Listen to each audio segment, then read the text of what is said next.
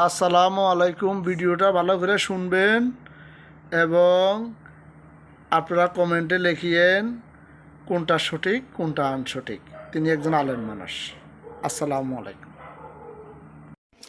এটা কেমন বাংলাদেশ দেখেন, একজন লোক বন্যার সময় মানুষের বাড়ি বাড়ি গিয়ে খাবার বিলি করে আর বলতেছে, যদি আপনারা খাবার না থাকে আমার টেলিফোন নাম্বারে ফোন করবেন, আমি আপনাদের খাবার দিয়ে যাব, প্রয়োজনে আমার বাবার সম্পদ বিক্রি করে। তিনি এখন কারাগারে আছেন। আর কিছু লোক বন্যার সময় মানুষের সহযোগিতা করবে বলে মানুষের কাছ থেকে টাকা নিয়ে নিজের অ্যাকাউন্টে রেখে দিয়েছে। তারা এখন দিব্যি মানুষের মাঝে ঘুরে বেড়াচ্ছেন।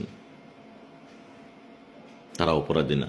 অপরাধী সে যে মানুষকে বন্যায় সহযোগিতা করলো, মানুষকে বলে আসলো আপনাকে যদি কেউ খাবার না দেয় আমাকে ফোন দিবেন, আমি যদি দিয়ে ভাত খাই আপনাদের খাওয়াবো।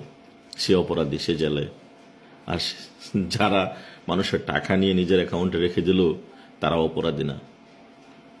এটা নাকি বৈষম্য না। তাহলে বৈষম্য কোনটা জানতে পারি?